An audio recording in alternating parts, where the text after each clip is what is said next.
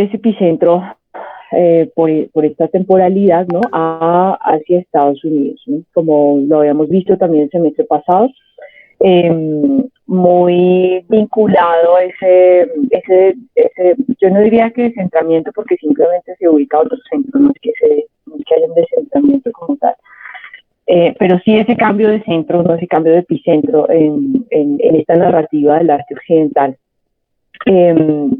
Tiene que ver con las guerras, ¿no? Claramente también veíamos ese contexto de las vanguardias artísticas en medio de la Primera y la Segunda Guerra Mundial, y cómo después de la Segunda Guerra Mundial o durante la Segunda Guerra Mundial muchos artistas tuvieron y decidieron también exiliarse, emigrar hacia América. Varios países de América, tanto del norte como sobre todo Centroamérica, ¿no? A México llegaron muchos artistas huyendo de la guerra en Europa, y muchísimos más a Estados Unidos. Entonces allí se empezaron a generar como estos círculos intelectuales, círculos, ¿no? Artistas no solamente plásticos, de muchas otras disciplinas.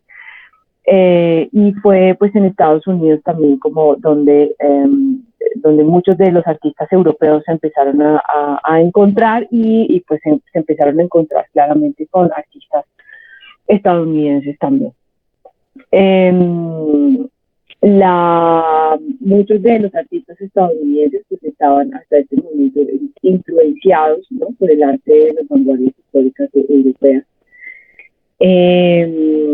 Pero pues también empezó a aparecer, ¿no? Como la necesidad, que ya vamos a ver que es una necesidad planteada desde muchos ángulos, no solamente como una necesidad intrínseca de los artistas, sino que realmente se va configurando como toda un giro en el arte estadounidense, que busca posicionar al arte estadounidense, ¿no? Como a la misma altura de este arte de las vanguardias europeas.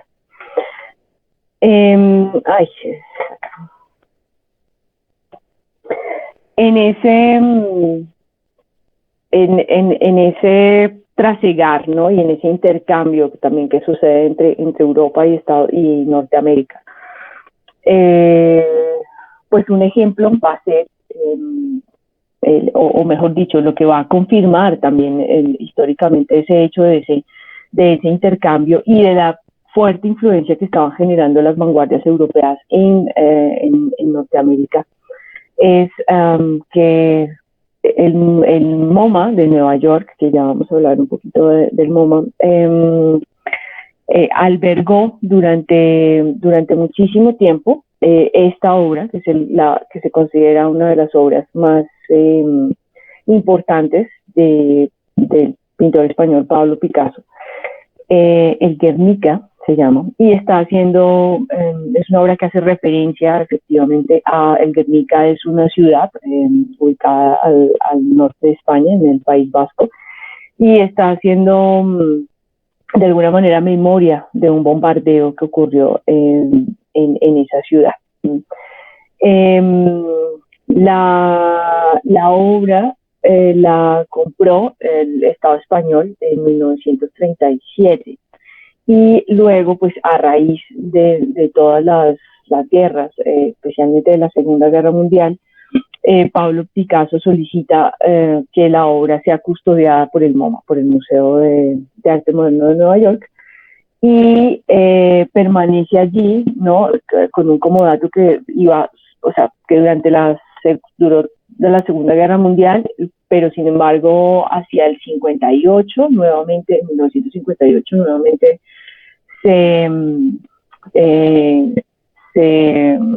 ¿cómo se dice? Se renueva el contrato de comodato, ¿no? De préstamo, y la obra permanece allí hasta 1981, ¿sí? O sea, permanece muchísimo tiempo, desde el 37, 38 hasta el 81, ¿no? O sea, esta obra permanece muchísimo tiempo bajo la custodia del MoMA en Estados Unidos. El MoMA compra también el otro cuadro que creo que tengo la imagen acá, Las señoritas de Aviñón, que lo vimos también cuando hablamos de cubismo, ¿no? Este cuadro sí pertenece a la colección del MoMA.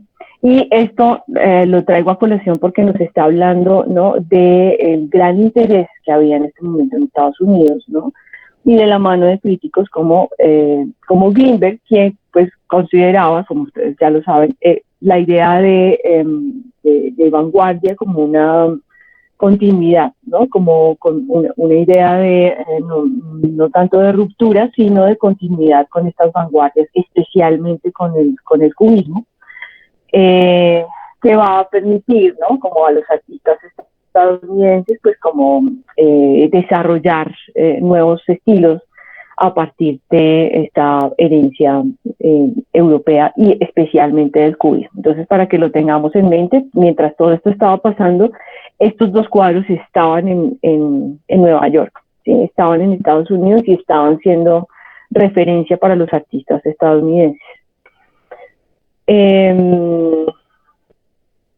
Esta es una fotografía del MoMA en sus primeros años de apertura. El siglo XX, bueno, desde el siglo XIX, por supuesto, pues tenemos la creación de los primeros museos en el mundo, pero particularmente pues en este lado del océano, ¿no? Y sobre todo en Norteamérica, la creación de los museos de arte moderno se empieza a dar en la primera mitad entre la primera y mediados del siglo XX, ¿no? Y uno de estos primeros museos de arte moderno va a ser el MoMA, el Museo de Arte Moderno de Nueva York, donde estuvo albergado el Guernica y donde actualmente se encuentran las señoritas de Aviñón. Esta creación del museo pues va a ser bien importante también para la cultura norteamericana, ¿no? Este museo es un museo privado, ¿no? Eso también es importante, y nace salvaguardando pues muchas obras de artistas europeos, pero pues también norteamericanos, pero sobre todo va a jugar un papel muy importante en la legitimación de nuevos artistas norteamericanos y en esto que Greenberg llama pues el arte estadounidense, ¿no? La idea de un museo de arte moderno, ¿no?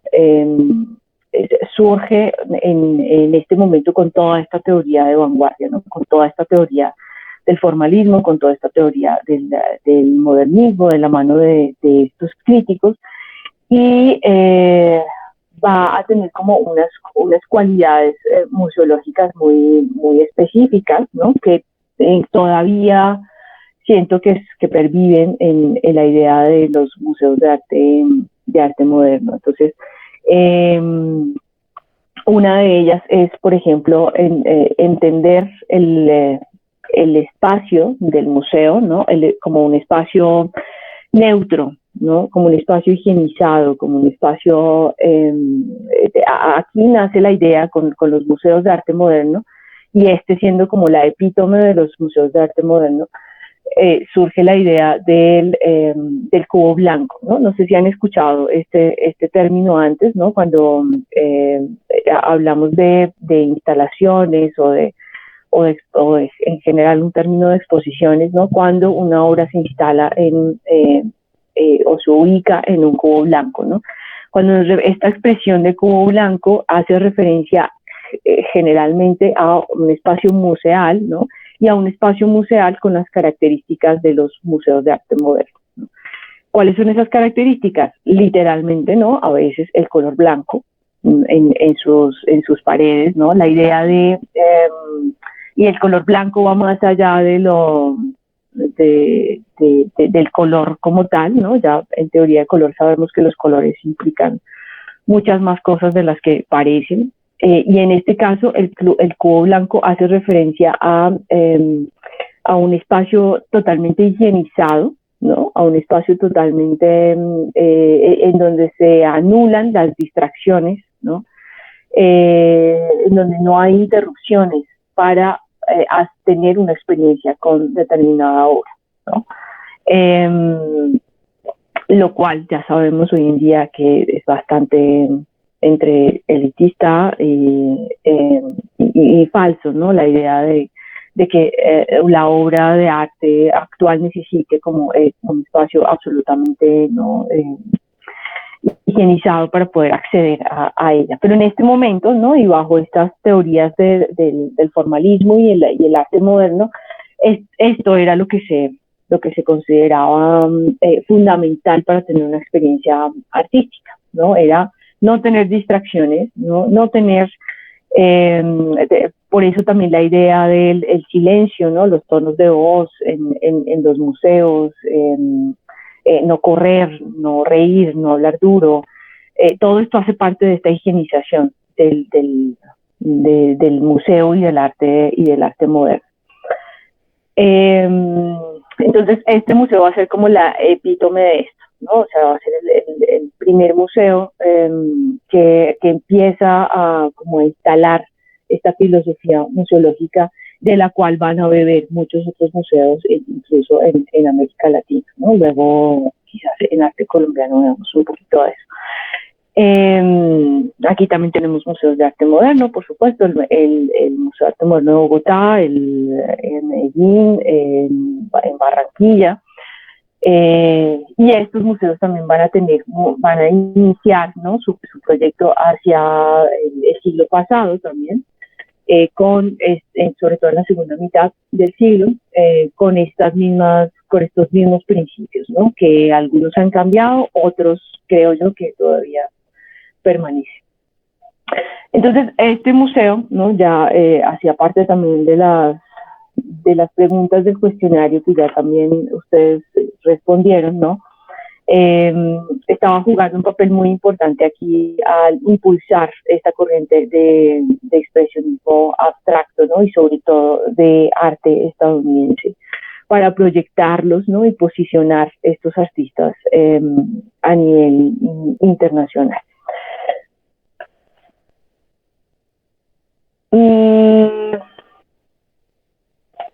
Volviendo a la idea del formalismo,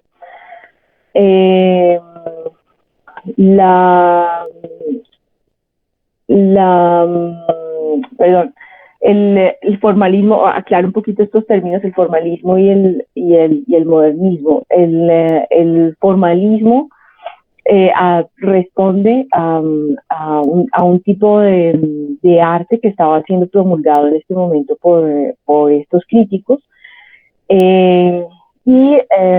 pues corresponde, como su palabra lo dice, ¿no? A la idea de enfocarse, de que la obra de arte debe enfocarse no tanto en el motivo de la representación, en el objeto de la representación, en un tema de representación, ¿no? Entonces el ejemplo siempre es en relación a los cubistas.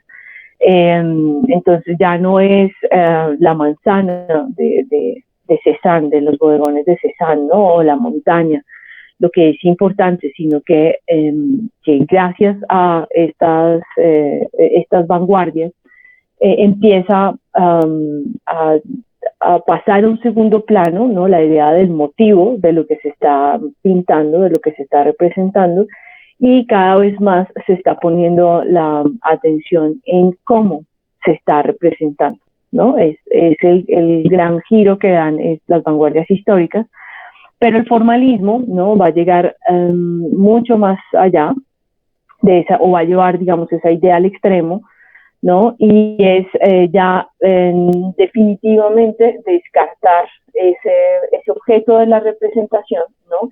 Y concentrarse exclusivamente en la pintura en sí misma, ¿no? ¿Qué es la pintura en sí misma? ¿No? Ser conscientes de la bidimensionalidad de la pintura, ¿no? Y en ese sentido, prestar atención o enfocarse exclusivamente en las texturas, el color, en el trazo, ¿no? En su aplicación en el lienzo, en la pintura en sí misma, ¿no? En el medio en sí mismo, que en este caso es un medio pictórico. Ya no se trata, ¿no?, del significado. Entonces no importa lo que, o sea, la atención del artista, los críticos y los espectadores, por tanto, no deben estar pues no debe estar puesta en el significado de la obra como tal, ¿no? En lo que esa imagen pueda significar, que es lo que estamos buscando normalmente cuando vemos una pintura, o bueno, cualquier obra de arte, pero sobre todo cuando vemos una pintura, digamos, realista, ¿no? Eh, Sino en el medio en sí mismo, ¿no? La pintura por la pintura, de alguna manera, o el arte por el arte, que es otra afirmación que va a aparecer en este momento que ya vamos a hablar de ella. Entonces, no, la pintura ya no tiene que ver, ya no tiene que significar nada reconocible y no debería hacer referencia al mundo físico. Entonces, este giro, ¿no? Es también lo que pone en crisis también un poco al espectador, ¿no? Seguramente a muchos de ustedes les habrá pasado, ¿no? La idea de pararse frente a un cuadro abstracto y no saber qué significa, ¿no? O de preguntarse qué significa una pintura abstracta. Pues bueno, normalmente ese no es el objetivo de los artistas, ¿no? Que signifique algo, ¿no? Sino que sea la expresión por la expresión en sí mismo.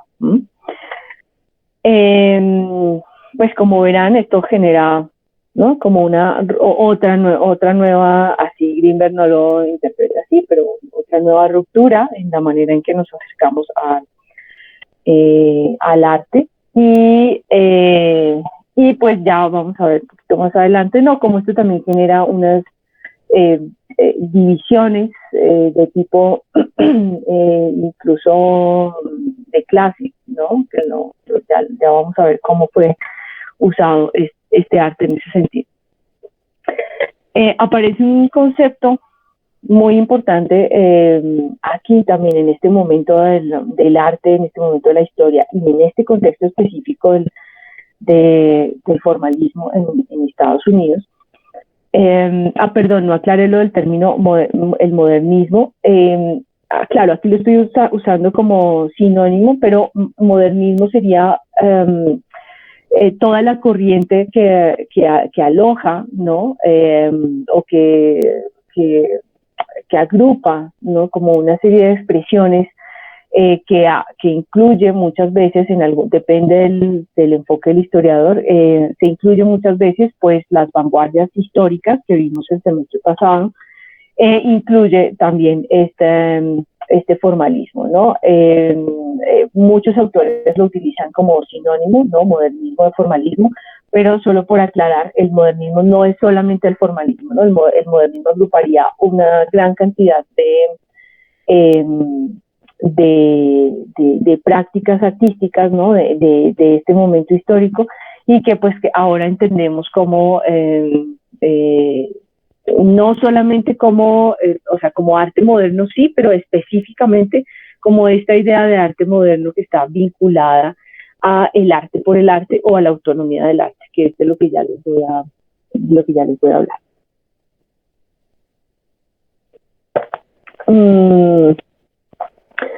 Entonces, la idea del concepto de autonomía del arte, como les decía, va a ser muy importante revisarla en este momento porque lo que viene después va a cuestionar completamente esta idea de autonomía y también por digamos, las circunstancias políticas en las que esta autonomía del arte se defiende con más fuerza, ¿no? Entonces, voy a leer esta definición, está un poquito compleja, pero ya se las voy a desglosar. Un acontecimiento autorregulado que se ubica al lado con independencia respecto a los otros tipos de discurso, que está dotado de una validez relativa limitada a su propia esfera. Desde este punto de vista, cada discurso racionalizado funciona libremente según reglas específicas claramente delimitadas entre sí. ¿Esto qué quiere decir? Esta definición de autonomía del arte es que cuando habla de un acontecimiento autorregulado, ¿no? Autorregulado quiere decir que está bajo sus propias reglas, ¿no? No algo que no está jugando con unas reglas externas, sino que tiene sus propias, su propio marco, ¿no? De lo que hace o no hace, ¿no?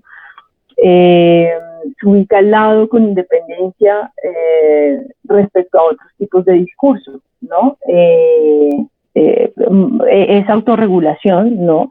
Va a hacer que los discursos externos, ¿no? Como de otras disciplinas, en este caso estamos hablando como de la disciplina o la práctica artística, pues no necesariamente esté derivada o esté en constante interacción, ¿no? O intercambio con reglas, ¿no? O con otro tipo de discursos, ¿no? Que le estén afectando.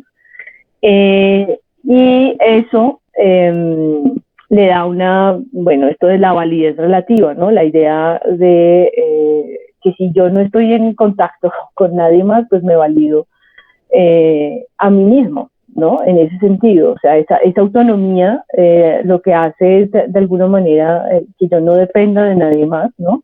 O que mi disciplina no dependa de nadie más. Y que en sí misma, ¿no? Al no depender de nadie más, pues no, mi autonomía, mi soberanía, ¿no? Un poco está definida en ese sentido y es válida, ¿no? En ese sentido que no tiene que estar en relación con ninguna otra. Entonces, funcionar con las propias reglas, ¿no? La autonomía del arte, ya para sintetizar, hace referencia a cuando el arte no necesita de otras disciplinas, ¿no? Tiene sus propias reglas, son reglas que el mismo sistema artístico valida, o sea que no necesita validez externa de absolutamente nadie, ¿no? Ni de otras disciplinas, ni de otros profesionales, en fin.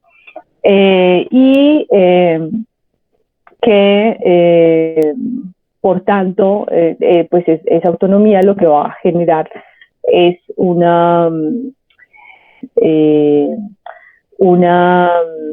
serie de reglas, ¿no? Que se validan en sí mismas, ¿no? Por el mismo sistema artístico, que en este caso y para esta época vienen a ser los museos, los críticos de arte con una labor fundamental, como ya lo vimos en la lectura de estos dos críticos, y los mismos artistas, ¿no? Básicamente. Ya va a entrar aquí el mercado también, pero eso ya lo vamos a ver también en un momento. Entonces, cuando definir el arte, ¿no? Como una entidad autónoma, ¿sí? O definir el arte con una autonomía en sí misma, como pasó con el formalismo, ¿no? Como pasó con el expresionismo abstracto. Muchos de ustedes ponían que no estaban de acuerdo con Grinberg por sus afirmaciones, ¿no? De su criterio de cómo debe ser un crítico de arte, ¿no? Como cuando decía que a veces, ¿no? Alguien decía, no recuerdo quién en los textos, que se contradecía Grinberg porque pues al fin de cuentas decía que los criterios o sea, que no obedecían necesariamente a criterios racionales, sino que a veces eran impulsos del crítico, tal, ¿no? O sea, como eso un poco es el peligro de la autonomía del arte, ¿no? Que termina obedeciendo a leyes, ¿no? A criterios, a racionamientos de personas particulares, individuales, que al fin de cuentas no tienen que legitimar sus argumentos para posicionar un tipo de arte o no, sino que realmente solamente está obedeciendo a un criterio personal, ¿no? De alguien que por supuesto pues se ha ganado el respeto en el campo del arte, pero que por ende no deja de ser una mirada absolutamente subjetiva y particular, ¿no? Que termina validando todo un movimiento, ¿no? O una serie de artistas que terminan posicionándose en la historia, así como se posicionó, por ejemplo, Jackson Pollock, ¿no? muy enredado este tema de la autonomía del arte? ¿O está más o menos claro?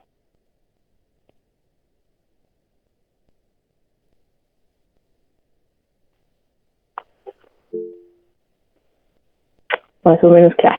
Listo, voy a tratar de ir volviendo al tema en las explicaciones más adelante.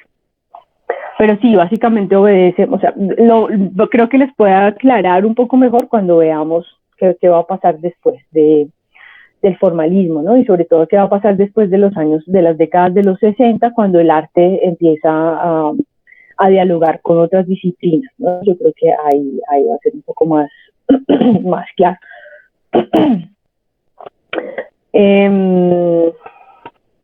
Listo, entonces tenemos a Jackson Pollock por acá. A ver si puedo poner este video de fondo. Ah,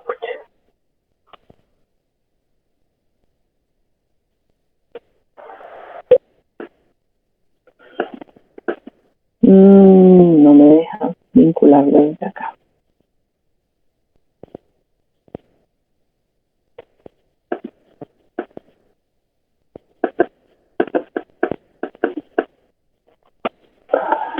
Bueno, no sé si tuvieron posibilidad como de ver más obras de Pollock, si han visto cómo hace sus pinturas.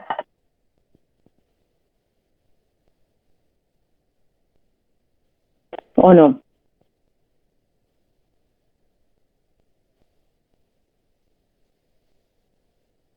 Sí, profe, muy interesante. Hola. A ver, igual les voy a poner por aquí esto de fondo.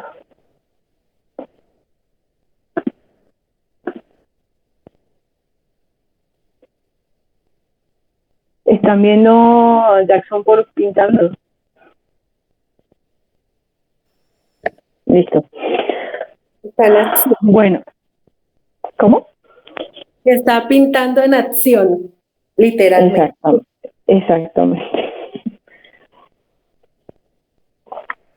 Bueno, entonces la historia de Pollock es que eh, fue, bueno, es muy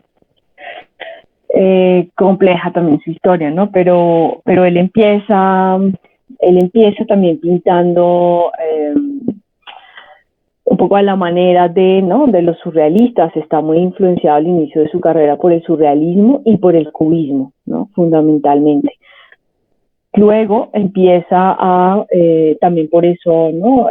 La teoría de Grinberg está defendiendo un poco esa continuidad y no tanto la idea de ruptura. Eh, Pollock pues era una figura, ¿no? Un artista, como muchos otros artistas, ¿no? Influenciados por estas vanguardias europeas. Y pues hay muchas versiones sobre cómo va llegando poco a poco a esta idea del dripping, ¿no? Eh, la pintura de acción, pero pues sí se entiende cuando se ven sus obras anteriores, se entiende claramente que es un proceso, ¿no? Que va desde el surrealismo, pasa por el cubismo y luego va a atravesar el expresionismo, ¿no? No necesariamente abstracto al principio, primero expresionismo y luego ya hacia el expresionismo abstracto y hacia, bueno, este que va a ser como bautizado como su estilo. Es una figura compleja, les decía al principio, ¿no? Porque pues hasta aquí pues ha tenido como ¿no? La trayectoria que tienen casi todos los artistas, ¿no? Y sobre todo en este momento, ¿no? Que pasan influenciados por todo lo que estaba pasando en Europa y su pintura es una búsqueda, ¿no? De un estilo propio y bueno, como todas estos eh, eh, procesos que normalmente tienen los artistas. Se dice, ¿no? Que su estilo fue influenciado, o sea, su estilo, este último que estamos viendo, fue influenciado por Peggy Guggenheim, que ya vamos a ver el personaje que era Peggy. Ya, se acabó. Y otros dicen que, pues que no, que efectivamente cuando Peggy Guggenheim, una gran coleccionista, ¿no? Y mecenas de los artistas, que cuando Peggy Guggenheim lo conoció, pues ya él pintaba así y de hecho no le gustó, ¿no? Como su su primera impresión del trabajo de Jackson Pollock no fue la mejor. Eso no está claro, no sé, o sea, como no sé cuál será la versión como real o correcta de ese encuentro entre los dos. Pero sí, Peggy Guggenheim va a ser como una gran patrocinadora junto con el Estado norteamericano de todo el proceso de Pollock. O sea, va a haber un punto donde lo va a padrinar, ¿no? Completamente, o sea, le va a dar un sueldo para que siga pintando sus pinturas.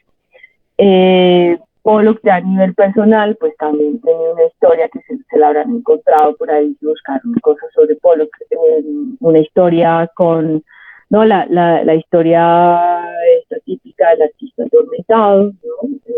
Con problemas psicológicos, con problemas severos de alcoholismo, que fue pues constantemente internado por sus problemas psicológicos y que termina trágicamente, ¿no? Con un accidente de carro en el que iba conduciendo pues alcoholizado y que muere a los 44 años, ¿no? Entonces esa es como la otra historia paralela ahí a Pollock que suena demasiado, ¿no? Que se ha vendido mucho también esta idea del artista atormentado. Y por otra parte, pues ya vamos a ver como otra versión, ¿no? Que complementa todo este mito acerca de Pollock y acerca de su posicionamiento en la pintura norteamericana. Volviendo un poco al tema de la pintura en sí misma, pues bueno, a esto es a lo que se, ¿no? Hace referencia a estos críticos con la idea de arte puro, con la idea de autonomía del arte, con la idea del formalismo, ¿no? Y es enfocarse en lo puramente formal. Bueno, este término, cuando hablamos de, no sé, cuando en sus trabajos de talleres, siempre se va a hablar mucho en términos formales, ¿no? En términos formales viene de aquí, de la idea de este formalismo, ¿no? El término de lo formal en el arte, pues hace referencia a esa materialidad, ¿no? A esa aparición física, ¿no? De la obra en el mundo, ¿no? A la materialidad, al tamaño, efectivamente la forma, el color, la factura, que es otro concepto que se deriva de ahí, ¿no? La factura de una obra de arte, en fin, como a sus cualidades materiales, ¿no? Lo formal viene de aquí, entonces, de este concepto de formalismo, y hace referencia a esa materialidad de la obra. Entonces, normalmente, por ejemplo, en muchas universidades, pues lo formal, ¿no? Tiene la presentación, la formalidad de la obra, ¿no? La parte formal tiene una calificación y la parte conceptual tiene otra calificación, ¿no? En muchos procesos de formación de artistas, por ejemplo, siempre se suele revisar esos dos aspectos, pues en su conjunción, por supuesto, debe haber coherencia entre las dos cosas, pero también por aparte, ¿no? Que normalmente tiene unas apreciaciones específicas para la parte formal y para la parte conceptual de las obras. Creo que sigue funcionando así en la mayoría de universidades. Y bueno, lo formal entonces se refiere, en este caso, digamos, el expresionismo abstracto, pues tenía solo formalidad, ¿no? Es decir, solamente la parte formal era lo que importaba, ¿no? Y la parte formal aquí pues estaba dada por una serie de capas de pintura, ¿no? Aplicadas de una manera completamente aleatoria, ¿no? Con colores básicos, con colores puros, ¿no? Con altos contrastes,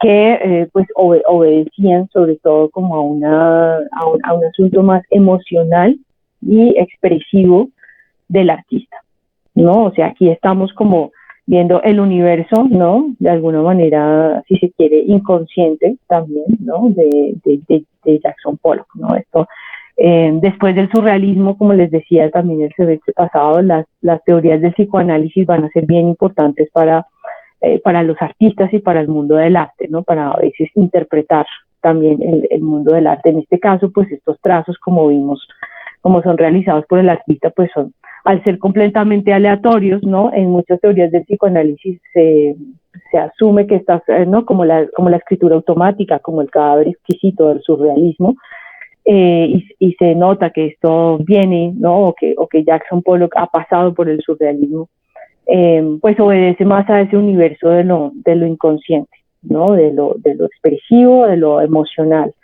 de un sujeto puesto sobre una superficie a través de unos pigmentos, ¿no? Y de manera aleatoria.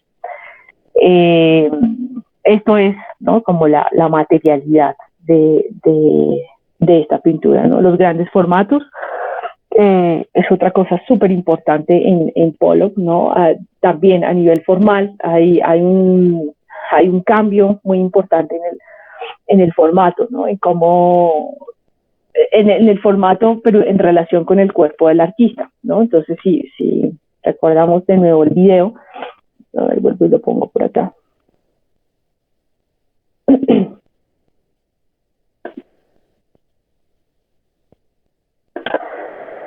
En el video está, no, pero es que son más comerciales que video en YouTube.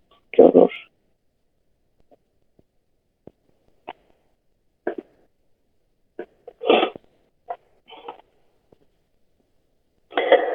Es la posición del cuerpo, ¿no? Del artista, o sea, ya no está el artista en su caballete, ¿no? Con un lienzo más o menos pequeño, ¿no? Sino que, o así fuese grande el formato, digamos, en el caso del Guernica, que es un formato, es un mural de aproximadamente 8 metros de ancho, o sea, es muy, muy, muy grande.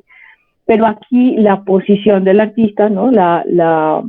El asunto de pintar sobre el piso también se supone que está obedeciendo como a cosas más espirituales, ¿no? Cosmogónicas, ¿no? La idea de ver este universo que va pintando en el piso, y de que su cuerpo, ¿no? Sea el cuerpo del artista un poco el que va casi, si se quiere, ¿no? Como haciendo una coreografía alrededor de la pieza, ¿no? Entonces, que esto es también lo que Rosenberg va a llamar pintura de acción, ¿no? No es solamente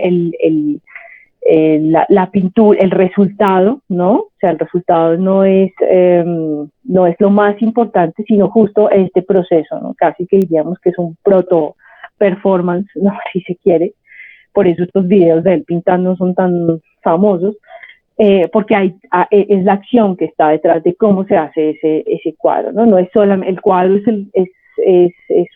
lo que queda, ¿no? Es como el vestigio de esta acción del artista, como prácticamente en un trance, haciendo esta pintura. Esto también se va a relacionar mucho o lo van a relacionar mucho a nivel musical también, por eso hablaba de una idea de coreografía, porque se compara mucho su pintura, además porque era un amante del jazz, con la improvisación en el jazz, ¿no? Se compara como con estas estructuras musicales que van surgiendo en la medida que se va interpretando una pieza, ¿no? Entonces, se sabe que era la música que escuchaba también Pollock mientras hacía sus pinturas, ¿no? En especial, ¿cómo se llama? Charlie Parker.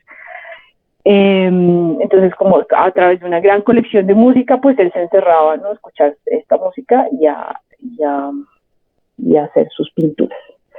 Bueno, esta es como la versión, ¿no? La versión oficial de Pollock. O como pues digamos que la versión como también estos historiadores lo críticos, perdón, lo han ubicado en la historia del arte. Y sin embargo, pues ya tenemos otras informaciones, ¿no?, que han ubicado esta obra desde otros puntos de vista y que tienen que ver con, mejor dicho, no es que sea solo una versión, ¿no?, lo que hemos estado viendo a través de las clases de historia, ¿no? Son varias versiones las que ocurren alrededor del arte y los artistas. Esta pues fue mediante la cual se posicionó el expresionismo abstracto, ¿no? Sin embargo, se conocen otras y que tienen que ver y que empiezan a verse con otra cosa que va a estar muy vinculada a lo que vamos a ver de arte contemporáneo en adelante, y es lo que tiene que ver también con la financiación del arte, ¿no? Y con y con la política, ¿no? La política, hablando de política de Estado, ¿no? Con la política, la macropolítica, ¿no? O con las intenciones políticas también detrás de ciertas prácticas artísticas. Entonces les hablaba de Peggy Guggenheim. Pensaba que de pronto viéramos una parte de la película, pero bueno, tal vez no nos dé el tiempo. Les puedo enviar el enlace. Peggy Guggenheim pues va a ser un personaje súper clave en toda esta configuración del arte de las vanguardias, tanto europeas como norteamericanas, ¿no? Guggenheim efectivamente les suena, ¿no? Guggenheim es el nombre de los museos, ¿no? Esta franquicia de museos que hay por el mundo, pues sí, viene de aquí, viene de Peggy Guggenheim, o sea, viene de la fortuna, de la herencia de esta familia. Peggy, pues la hija de un magnate, ¿no?, que muere en el Titanic, de hecho.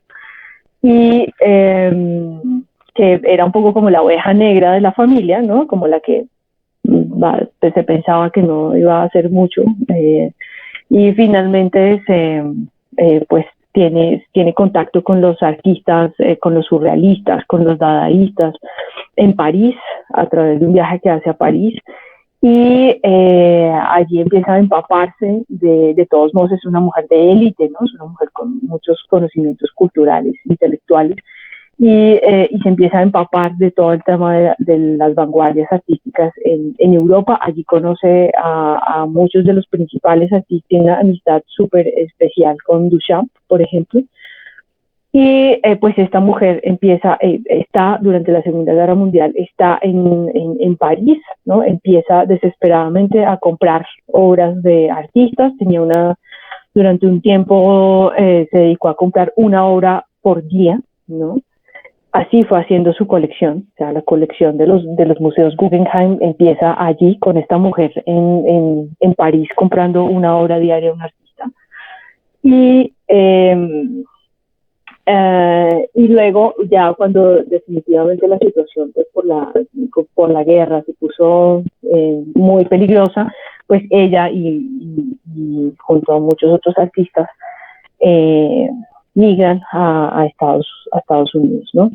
En la fotografía de la parte derecha de la imagen, pues lo que vemos de fondo ahí con una pintura que, si no estoy mal, es el desnudo bajando por una escalera de Duchamp. No estoy segura, o es más, bueno, parece la de Duchamp, desnudo bajando por una escalera. Y pues siempre va a aparecer, ¿no?, los registros que vamos a ver de ella, ¿no?, como una mujer excéntrica, ¿no?, siempre con sus perros, siempre gracias, Luisa, listo.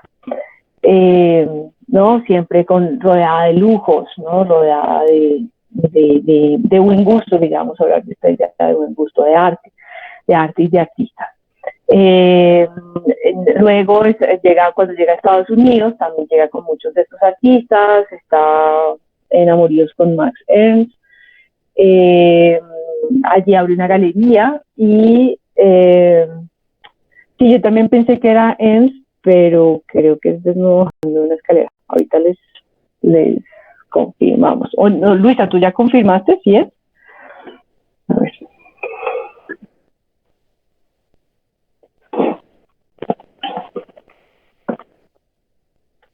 Sí, yo también estoy mirando acá para estar segura. Tal vez no es desnudo bajando por una escalera, se parece mucho. Ay. Bueno, y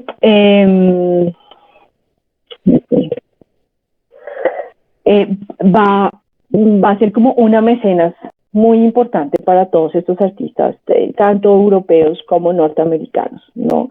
Durante alrededor de la mitad del siglo XX, ¿sí?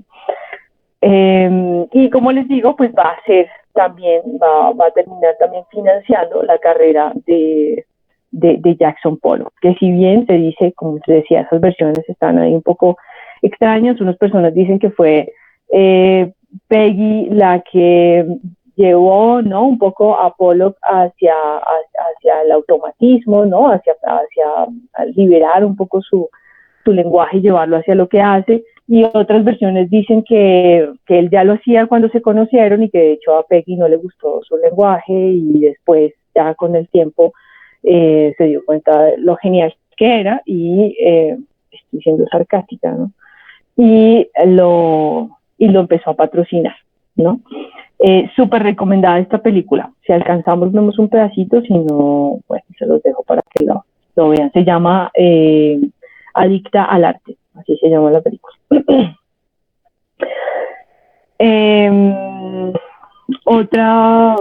Otra manera, ¿no?, también en la que todo este sistema del arte estadounidense, o sea, ya hemos visto aquí como mecenas privados, ¿no? Instituciones privadas como el MoMA, también pues olvidé mencionar que el MoMA es una institución privada, y en su junta directiva está, se me olvidó el nombre,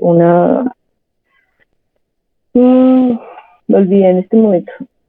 Bueno, están miembros de la familia Rockefeller, ¿no? Una familia de magnates, y empiezan también, o sea, como a apoyar un poco esta noción impulsada por los críticos de arte, ¿no?, de tener una pintura norteamericana, ¿no?, de tener una pintura norteamericana, me refiero, sí, con un signo identitario, por supuesto, de los norteamericanos, pero sobre todo con un signo de estatus, ¿no?, frente o al mismo nivel de las vanguardias europeas. Entonces, pues 2 exposiciones van a ser fundamentales para impulsar ese arte americano, ¿no? Entre ellas, pues estas dos, la de Masterpiece en el Metropolitan, o la de arte moderno en Estados Unidos, ¿no? Una en el 52 y una en el 55. Allí las dos se van a exponer piezas de Pollock, pero también en la imagen de la izquierda, este es Kooning, también va a ser importante.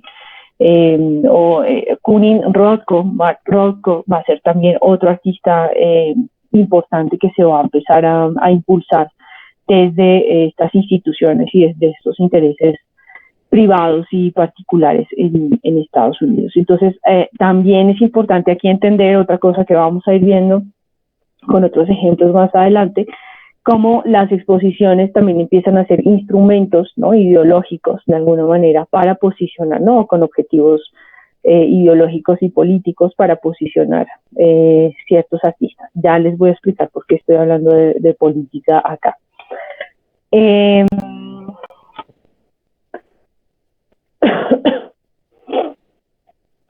Y estoy hablando de política porque no sé si ustedes habrán escuchado, pero sobre esta idea de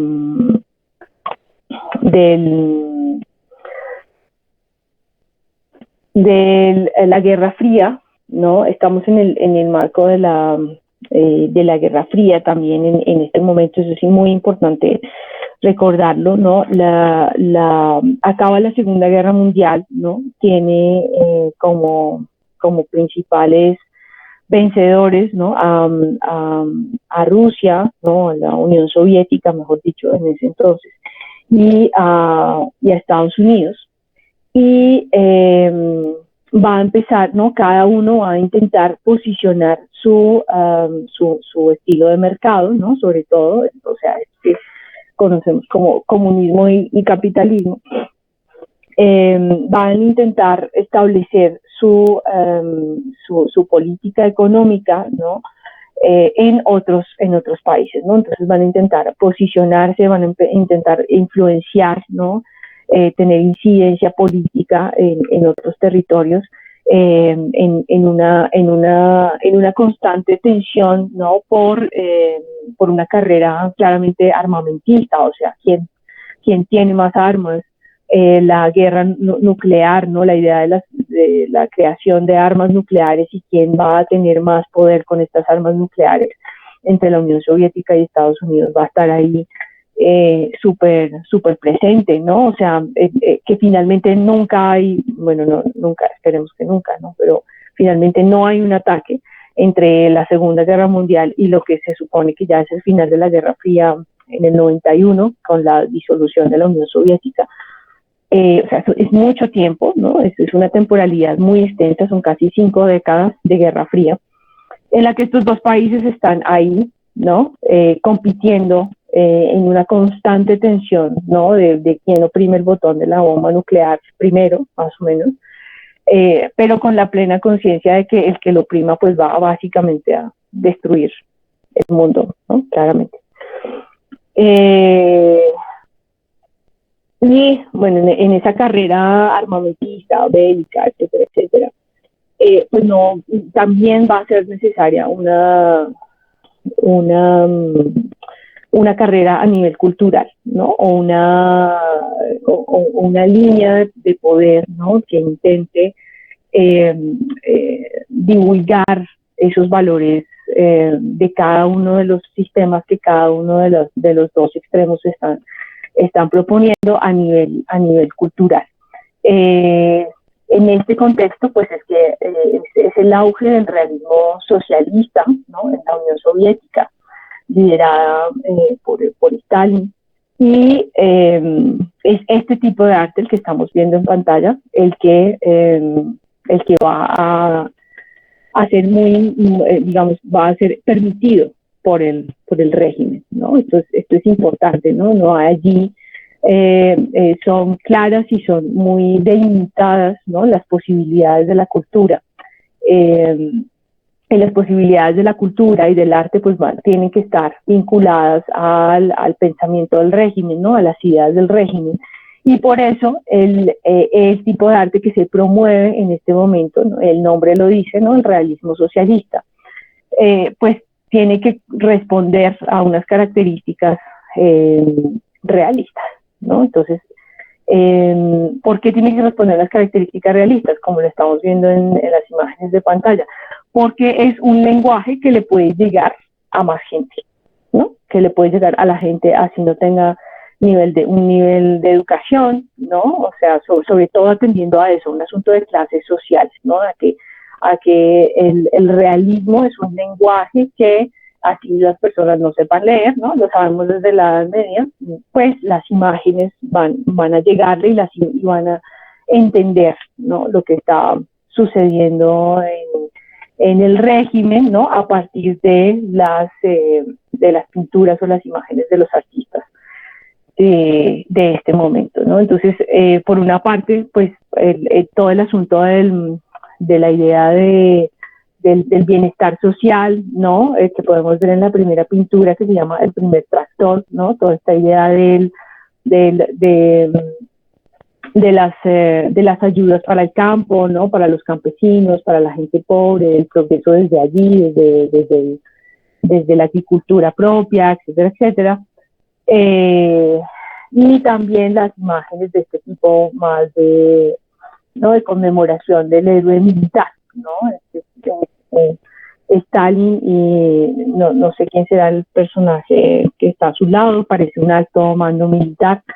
Y este retrato, ¿no? Supongo que será Moscú de fondo, ¿no? Con la ciudad de fondo y ellos en primer plano ¿no? en esta posición del héroe, el líder, ¿no? Que está llevando a cabo como toda este ideal político, ¿no? del socialismo. Esto era lo que estaba pasando entonces en la Unión Soviética en pleno contexto de Guerra Fría. Estados Unidos, ¿no? En esa guerra también cultural, estaba buscando posicionarse internacionalmente y sobre todo posicionarse frente a este realismo socialista a nivel cultural, ¿no? Esto solamente estoy hablando de la parte de plástica, pero pues esto también va a tener incidencia en la música, va a tener incidencia en el teatro, va a tener incidencia en la danza, va a tener una incidencia muy fuerte en la literatura también. Estados Unidos, entonces, mientras tanto, se supo posteriormente, obviamente esto no se supo en ese momento, pero posteriormente, debido a investigaciones, especialmente esta publicación de una crítica cultural llamada Frances Stonor Saunders, su libro La CIA y la Guerra Fría cultural, pues ella tiene acceso como a estos archivos desclasificados de la CIA y encuentra un montón de información, ¿no? La CIA es esta agencia secreta, ¿no? De seguridad de Estados Unidos. Y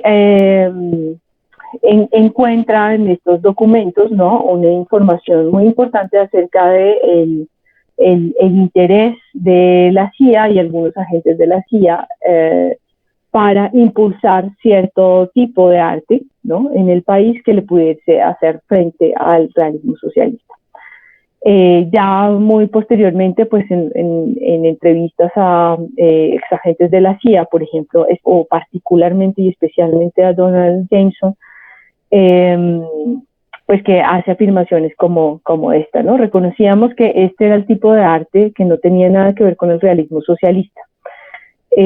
Moscú, este tipo de arte se refiere al expresionismo abstracto, ¿no? Moscú en esos días era muy agresivo con cualquier forma de inconformidad, así que uno podía razonar de manera adecuada que cualquier cosa que ellos criticaran de esa manera tan contundente valía la pena ser apoyada de una forma u otra, ¿no? Bueno, es un pequeño extracto de una declaración. Realmente hay mucha información que ustedes pueden encontrar. Ya vamos a ver un apartado de una entrevista.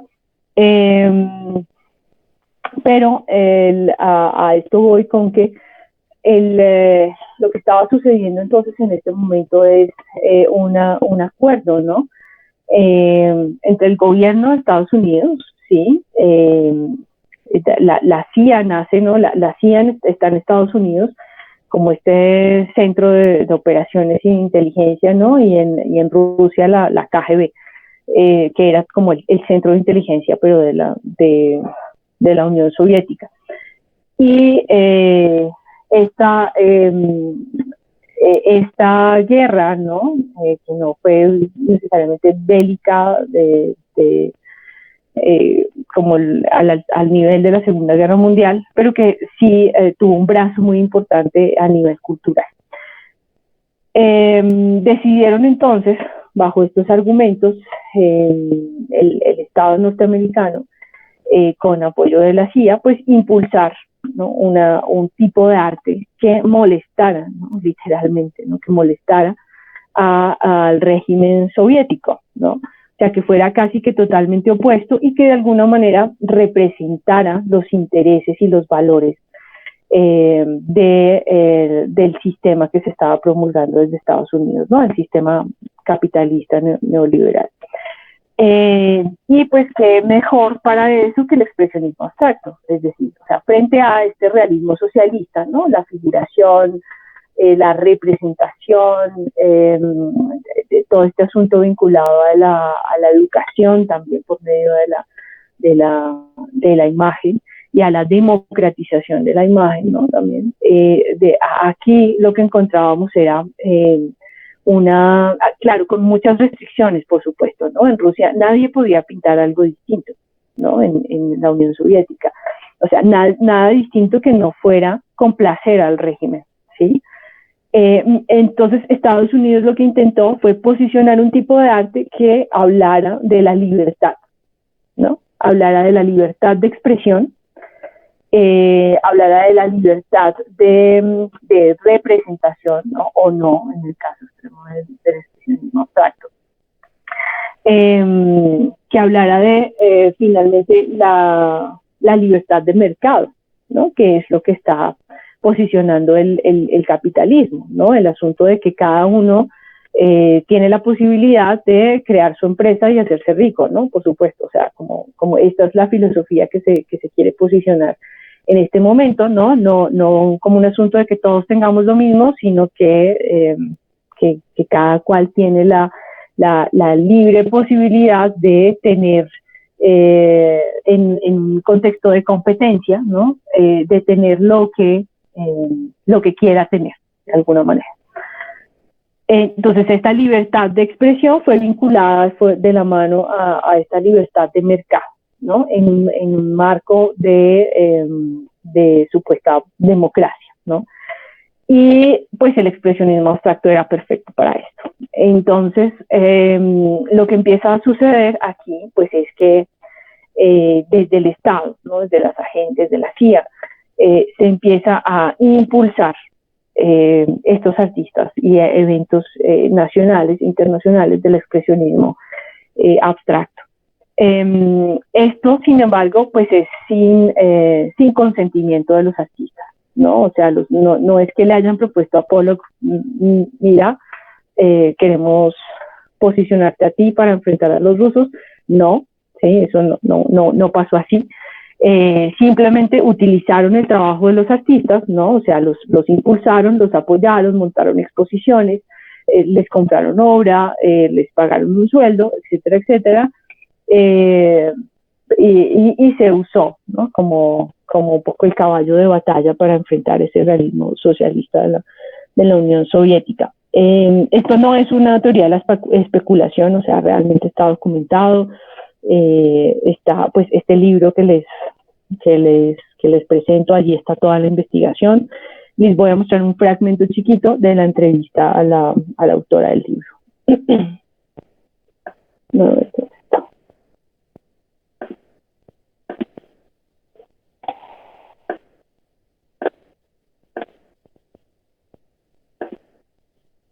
Ay, se me perdió. Aquí está.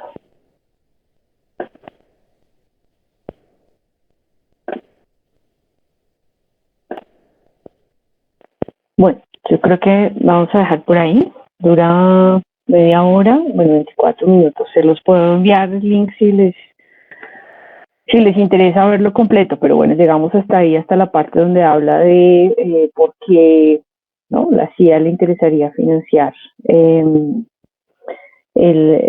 expresionismo abstracto y especialmente el trabajo de Pollock, ¿no? Por aquí les dejo el link.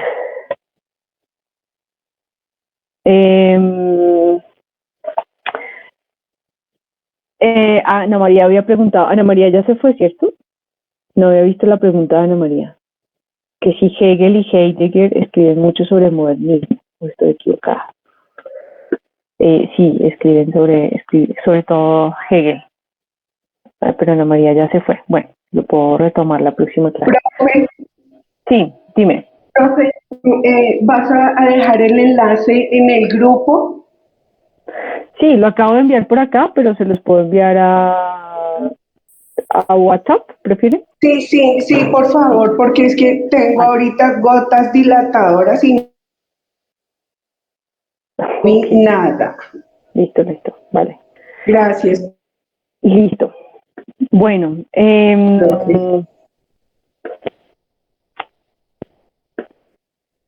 entonces, lo que les quería mostrar con esto, pues era a través de una investigación pues realmente muy seria que ya se ha extendido, o sea, ya no es solamente esta historiadora, sino, esta crítica cultural, sino muchas otras personas pues que han ido encontrando documentación, los testimonios de los mismos exagentes de la CIA, en fin, pues que han con lo cual ya se ha construido cómo fue esa relación, ¿no? Entre el expresionismo abstracto, o mejor dicho, cómo esta Guerra Fría también vinculó la cultura, ¿no? Como parte también de herramienta de esta guerra, de una manera muy sofisticada, ¿no? Como vieron también, eh, no abiertamente, no explícitamente, ¿no? Los artistas nunca se enteraron, ¿no? Nunca fue abierto que la CIA estaba apoyando a determinados escritores, a determinados autores, a determinados pintores. Las ambivalencias les fueron completamente útiles, ¿no? El hecho de que en Estados Unidos el mismo trabajo de estos artistas se viera como procomunista, ¿no? Pero al mismo tiempo el rechazo de los soviéticos a este tipo de arte, y es todo ese clima, pues, ¿no? Era muy productivo. Y algo muy curioso que lo mencionó, lo acaba de mencionar al final, y yo no sé si lo anoté, pensé que lo había anotado ayer, como para el mismo Rockefeller, ¿no? La descripción del arte de Pollock, lo tenía apuntado por acá, que se me hizo.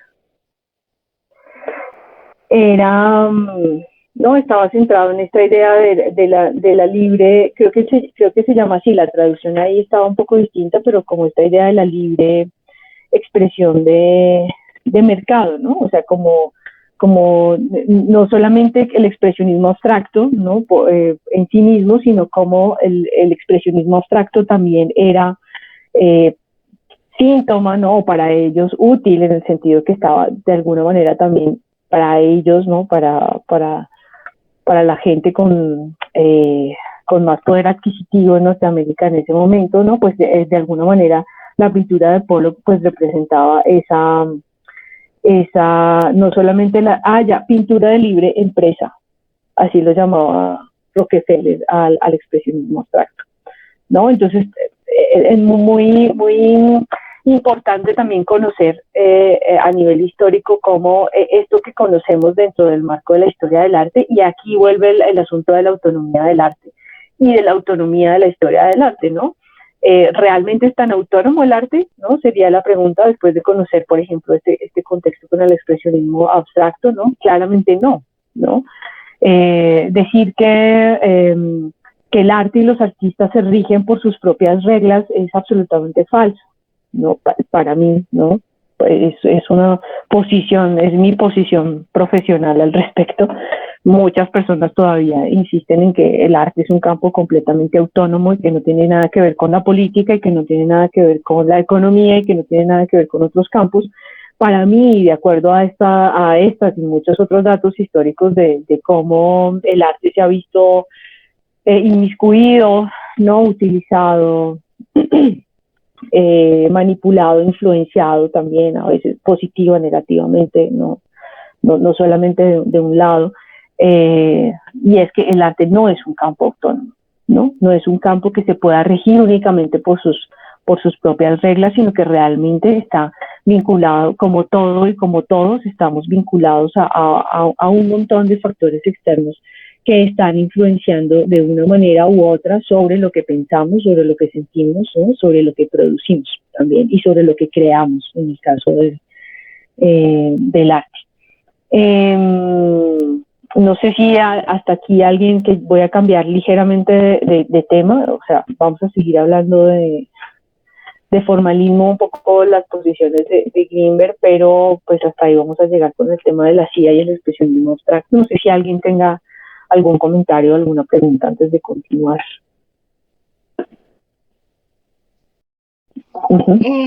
Pues yo tengo sí, como una especie de pregunta respecto a lo que nos dices, porque pues me parece muy curioso el avance que tuvo el arte en el transcurso de estas tres guerras, ¿no? O sea, como que el arte tiene un giro muy fuerte desde, pues, con lo que hemos visto, cualquier guerra o cualquier revolución siempre impacta de manera significativa en el arte. Pero en este periodo, las primera, la Segunda Guerra Mundial y la Guerra Fría impactan de una forma muy fuerte al artista. De hecho, cuando nos mostrabas lo de Jackson Pollock, yo recuerdo que en primer semestre, en un ejercicio que nos puso el profe Boris sobre qué es arte y qué no lo es, yo cité a Jackson Pollock como que no era arte. Y justo con ese trabajo, que día encontré como una página de sus trabajos y del avance que él tuvo para llegar como al estilo de él. Y yo decía, uy, el tipo hizo una exploración muy grande, porque digamos que habían unas obras iniciales que eran muy figurativas y después empieza a descomponer esa obra dentro de su exploración en el expresionismo abstracto, que me llamó mucho la atención. Y de ahí como que la inquietud que yo tenía era, ay, espérame porque no sé cómo formularla. Bueno, es que Greenberg todavía sugiere, Greenberg y, ¿cómo es que se llama el otro? Se me olvidó el nombre. Bueno, el otro autor en los escritos sugieren que de cierta manera al expresionismo abstracto no se le dio el lugar que merecía como en ese momento, como que no se le dio el valor necesario a nivel cultural, a pesar como del impacto que tú nos muestras que tuvo, digamos, a nivel político y como de manipulación. Entonces, como que mi duda ahí es, como qué implicaciones, o más bien,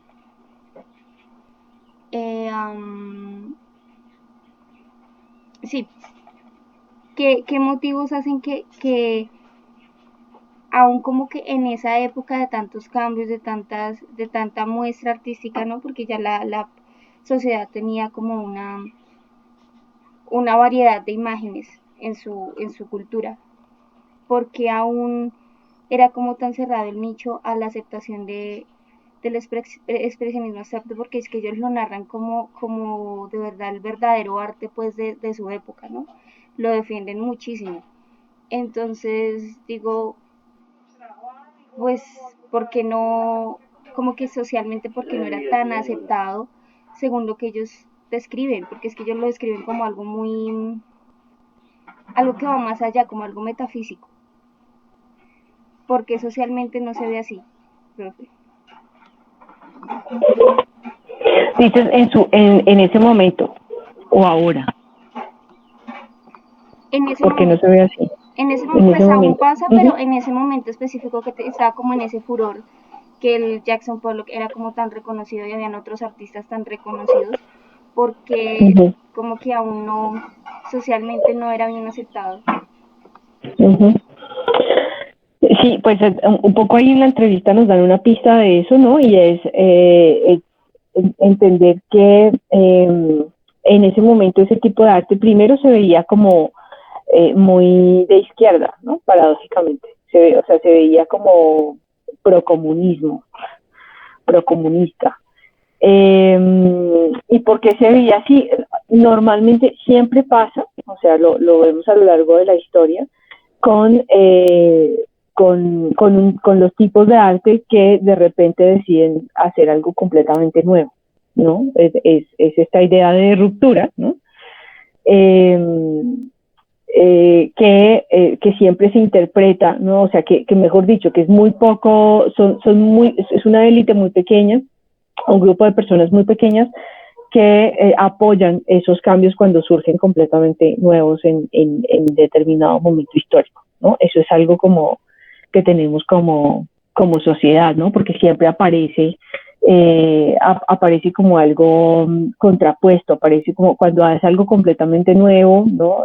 Aparece como algo que realmente no tenemos las herramientas para juzgarlo, ¿no? No tenemos las herramientas para criticarlo y normalmente lo que genera es un rechazo, ¿no? Este tipo de cosas que rompen completamente con algo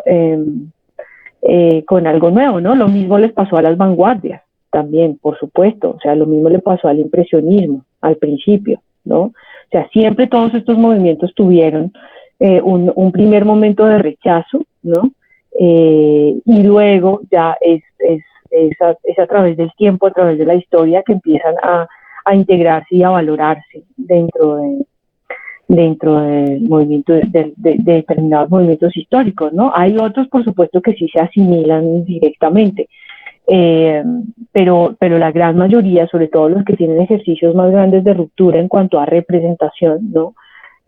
generan un choque en la sociedad, ¿no? Entonces siempre va a haber como un pequeño grupo, una pequeña élite que esté impulsándolo, ¿no? Y siempre va a haber generalmente una mayoría que va a rechazar esos nuevos cambios o esas nuevas manifestaciones. Entonces, eso es algo y que pasa con todo, ¿no? Y que casi que con todo tipo de producción creativa o producción artística. Y pues sobre todo si en ese momento se leía también el expresionismo abstracto por algo, ¿no? Como procomunista en medio ¿no? del auge capitalista en Estados Unidos. Entonces también eso mismo iba a generar eh, un rechazo en ese sentido, ¿no? O sea, eso es algo que ha pasado cíclicamente en la historia del arte, ¿no? O sea, los impresionistas al principio fueron súper rechazados, ¿no? Y 50 años después eran los cuadros más costosos del mercado del arte, ¿no? O sea, todos los museos y todos los coleccionistas querían tener y quieren seguir teniendo, ¿no? Esto se perpetuó hasta ahora, y son las obras más costosas en el mercado, son los cuadros impresionistas, ¿sí? Entonces, son giros que siempre va teniendo la historia en este sentido, ¿no? En su momento siempre va a ser difícil y se supone que va a generar rechazo como estas cosas nuevas, ¿no? Lo mismo pasa con el arte contemporáneo, claramente, ¿no? Con el arte contemporáneo es exactamente lo mismo, ¿no? Todavía muchas cosas nos generan rechazo, todavía muchas cosas, muchos tipos de hacer, muchas maneras, muchas prácticas artísticas nos generan rechazo. Pero tenemos que hacernos siempre la pregunta, ¿no? ¿Por qué ese rechazo? ¿Por qué? O sea, ¿qué hay más allá de eso y cómo está respondiendo eso a su momento histórico? Sobre todo, creo que es eso. Y lo que dices frente a las guerras, claramente yo creo que eso va a ser muy importante, ¿no? O sea, por ejemplo, la reacción de los Dada frente a las guerras, ¿no? Es como una reacción totalmente opuesta, no sentarse a pensar cómo representar ese conflicto en ese momento, sino fue una respuesta un poco fuga a eso, ¿no? Casi igual que el surrealismo, ¿no? Una respuesta fuga que en un momento bastante existencial también para cualquier persona, ¿no? Cualquier ser humano y más para los artistas, pues cuál es la respuesta, ¿no? ¿Qué hacer con el arte en ese momento? Entonces la respuesta del arte Dada fue un poco volver a la infancia, ¿no? Al juego, a lo espontáneo, a lo sin sentido, ¿no? En medio de un mundo donde estaban matando a miles de personas, ¿no? ¿Qué hacer con eso, ¿no? En medio del nazismo, en medio de... Entonces, los artistas siempre han reaccionado, ¿no? De maneras muy distintas, ¿no? Frente a esos contextos de conflicto. Y bueno, ya ahí vamos a ver en arte colombiano también qué es lo que ha venido sucediendo aquí, que este también ha sido un país en guerra, ¿no? Cómo ha reaccionado el arte en ese sentido, en estas diferentes temporalidades. No sé si respondo a la pregunta, Luisa. Sí, profe, muchas gracias. Y es que también recuerdo que los autores mencionaban como el tema del modernismo, en especial Greenberg, que hacía como una asociación que no era una ruptura en el arte, sino más bien como una evolución del arte, ¿no? Pero, pues, por ejemplo, eso me intriga mucho, porque, digamos, viendo lo que tú nos has mostrado y como el avance artístico, como que hay una línea conductora que termina en el arte que tenemos hoy por hoy, o sea, como que de verdad de lo que se ve, pues viene como en un hilo conductor, no es como que se saltaron del Renacimiento, se saltaron directo al expresionismo abstracto, no, sino que hubo un hilo conductor que llevó a...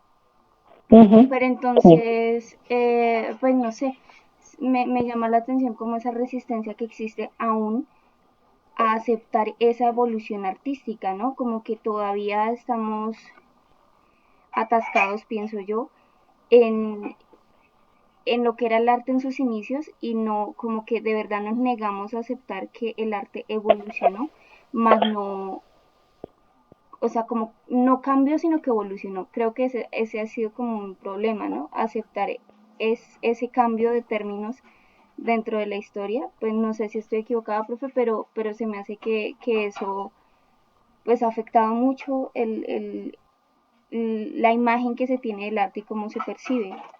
Ujú.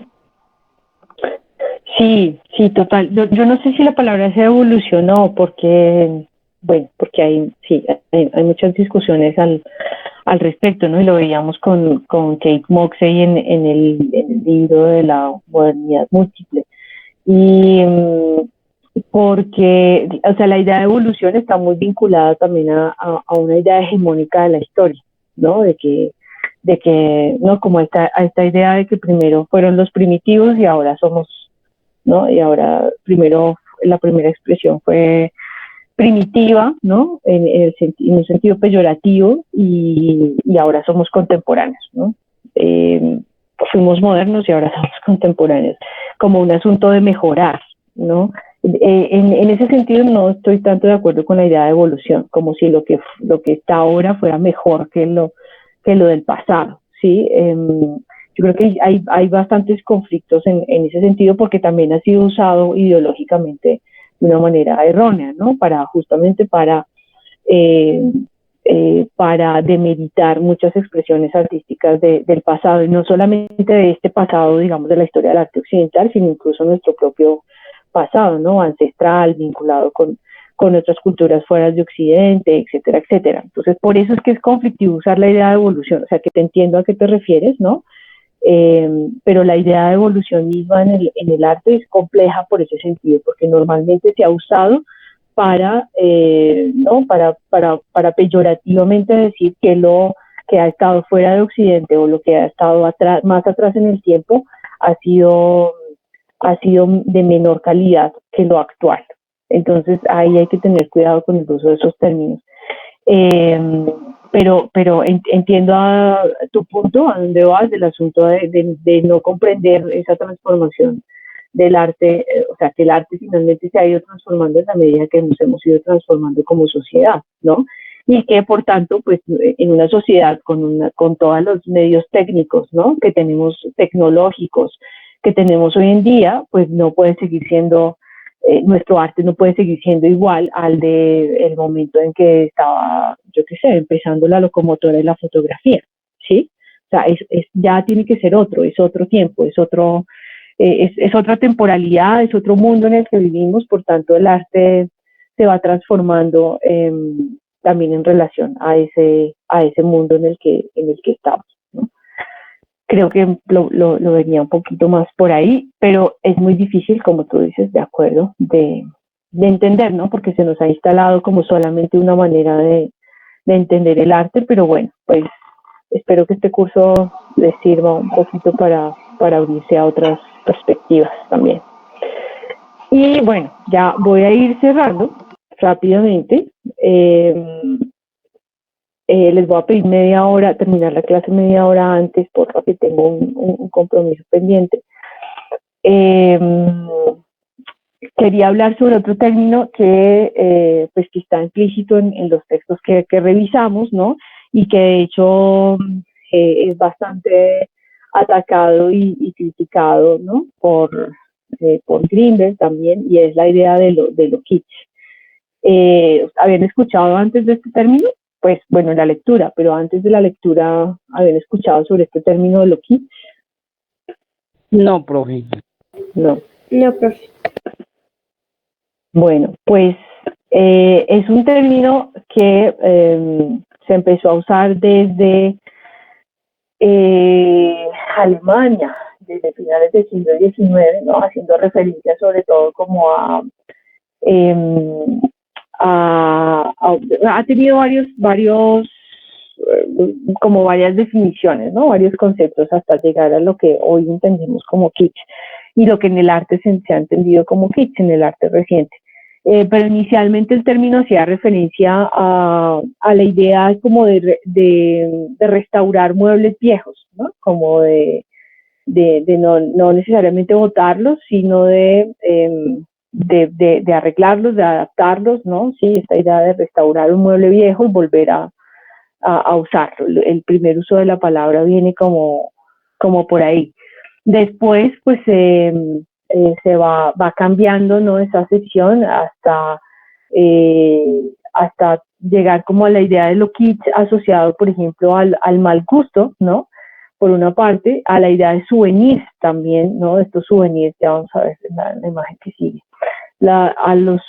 A la idea de souvenirs, ¿no? Como estos que vemos acá, ¿no? Como estos imanes que venden en las ciudades o los países a donde viajamos, ¿no?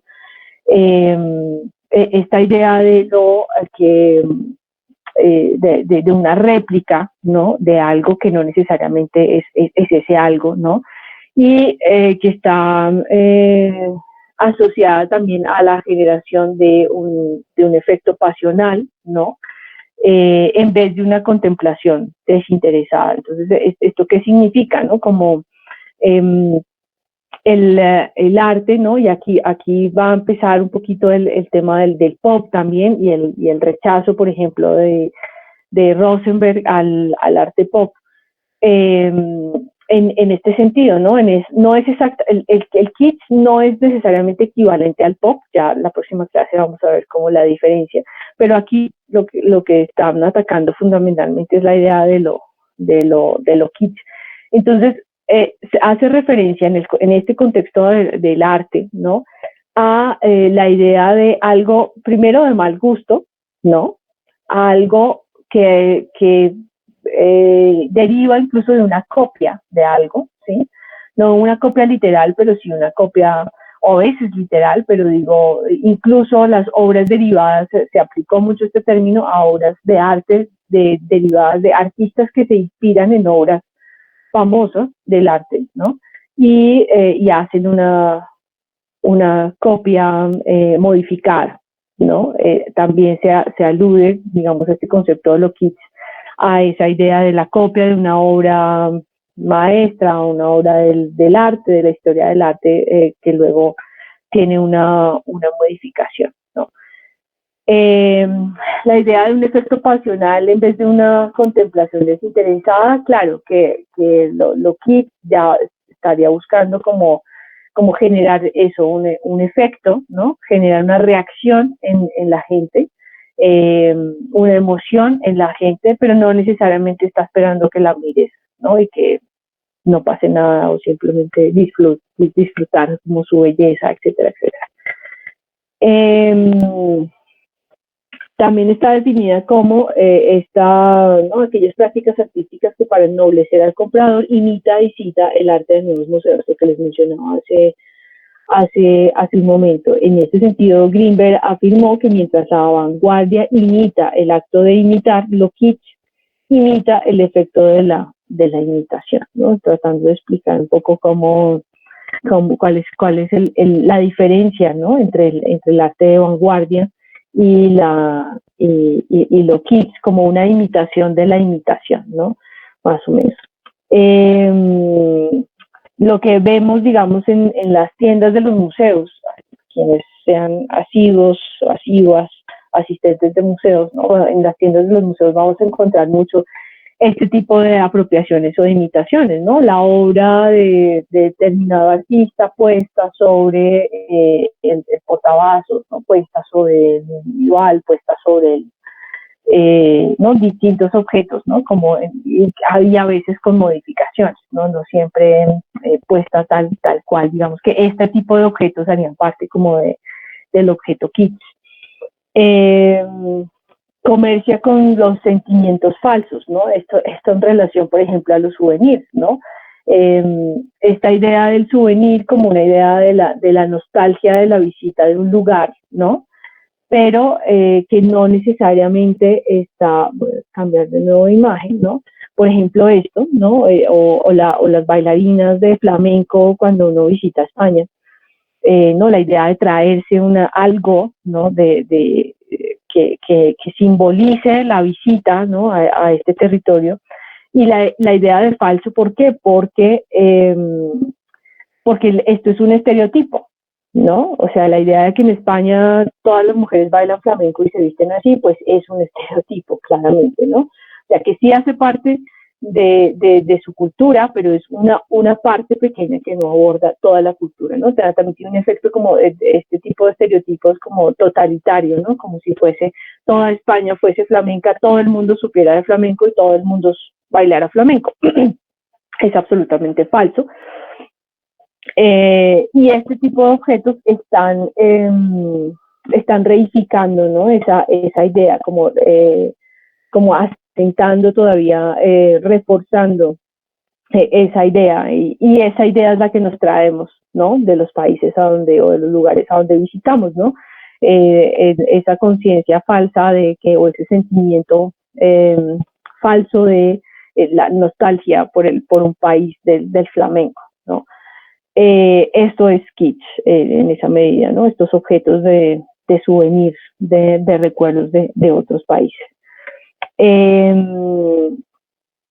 Susceptible a ser arte de propaganda. Bueno, esto porque a propósito de todo este contexto político también, pues un régimen que digamos, apoyó no exactamente lo kitsch, pero pues que sí entendía o que después lo que se le puso la etiqueta de kitsch fue al arte, por ejemplo, de propaganda de Hitler, ¿no? ¿Y por qué se apoyaba este tipo de arte como más literal y de representación? Un poco en la misma línea de la Unión Soviética, ¿no? Y el realismo socialista, porque era un arte que llegaba más fácilmente a las masas, ¿no? Lo kitsch en ese sentido, pues también ha sido apropiado, ¿no? Por distintos estados y por distintas intencionalidades políticas, porque tiene la capacidad de ser muy popular, ¿no? De llegar al mismo tiempo que comercia con sentimientos falsos, pues esos sentimientos falsos pueden llegar más fácilmente a la gente, ¿no? De una manera más, sí, efectivamente más popular, ¿no? Entonces, mientras, si recuerdan, Hitler condenaba, ¿no? Hizo una exposición, decomisó muchas obras de expresionismo abstracto, por ejemplo, en Alemania, ¿no? Y hizo esta exposición de arte degenerado, acusando este tipo de producciones como degeneradas, ¿sí? Pues apoyaba las representaciones también más realistas, ¿no? Y más populares, ¿no? Desde un tono formal más popular, que le permitían más bien pues llegar a más gente y hacer propaganda a su régimen. La idea de buen y mal gusto también. Entonces, la manera como se usa normalmente este concepto de lo kitsch, ¿no? Acuñado como a esta idea de repetición, de lo popular, del souvenir, y de la falsedad, pues nos ha creado, ¿no? Como una brecha, ¿no? Nos habla más claramente de una brecha, por ejemplo, reafirmada por estos críticos, ¿no? Entre lo que es el buen gusto, ¿no? O el buen arte, ¿no? Y lo que es el mal gusto, ¿no? O lo kitsch, en este caso. Lo kitsch siempre se usaría en este contexto como un asunto despectivo, ¿no? Como un asunto del mal, lo asociado al mal gusto. Entonces es importante entender que lo que hay detrás de todo esto es una relación de distinción, ¿no? Donde lo kitsch está relacionado con el mal gusto, ¿no? Y por tanto lo que hay de fondo en esta discriminación entre el arte y lo kitsch es una discriminación, ¿no? Porque quienes tienen el buen gusto, ¿no? En ese sentido, pues es una clase social de mayor poder adquisitivo, ¿no? Que han sido históricamente considerados superiores y por tanto, o sea, sus gustos son superiores a los de la clase con menor poder adquisitivo, ¿no? Entonces, como eso es importante tenerlo de fondo. Ahora, las imágenes que acompañan esto, ¿no? Nos muestran una operación un poco otra vez inversa que hace esto, ¿no? Entonces, toda la estética que maneja Andrés Carne de Res, ¿no? Es kitsch en ese sentido, ¿no? Está retomando la imaginería religiosa, está tomando la imaginería popular, ¿no? Y la gráfica popular de los buses, por ejemplo, cuando yo creo que este señor jamás en su vida se ha subido a un bus. Las vírgenes, ¿no? Una serie de elementos como de cocinas populares, ¿no? Como vemos acá. mucha imaginería religiosa sobre todo, y esta estética, digamos que lo podríamos considerar como algo kitsch, pero él la retoma, ¿no? Esta idea de negocio de Andrés Carne de Res la toma y la usa y vuelve y la pone en un lugar de élite, ¿no? Sabemos lo costoso que es ir a Andrés Carne de Res, ¿no? ¿Cuántos de ustedes han ido a Andrés Carne de Res, no? Ni yo. Bueno, fui una vez porque me invitaron, yo no iba a pagar esa cuenta. Pero es claramente, digamos, en nuestro contexto, es un sitio de élite, ¿no? Es un sitio donde solo va la gente con un alto poder adquisitivo, ¿no? Medio, alto. Pero no es algo que lo pensemos cotidianamente. Sin embargo, se apropió, ¿no? Y se apropió de toda esta imaginería kitsch y la vende ahora como un producto de élite, ¿no? Es como las vueltas que da la historia con todo este asunto de lo kitsch. Pero volviendo a lo kitsch, en un asunto más, sí, como se conoce, o en medio de este debate del formalismo y del modernismo, lo kitsch hace referencia, ¿no? A una experiencia falseada. Igual, podríamos decir que Andrés Carne de Res es lo mismo, ¿no? Es como la falsa idea de que estás en un lugar popular, pero realmente estás pagando, no estás pagando el precio de un lugar popular, ¿no? Hay un cruce muy extraño entre y muy astuto entre la idea de vestir un lugar de popularidad, ¿no? O de mal gusto, entre comillas, pero vendérselo a la élite, ¿no? A un precio muy, muy costoso.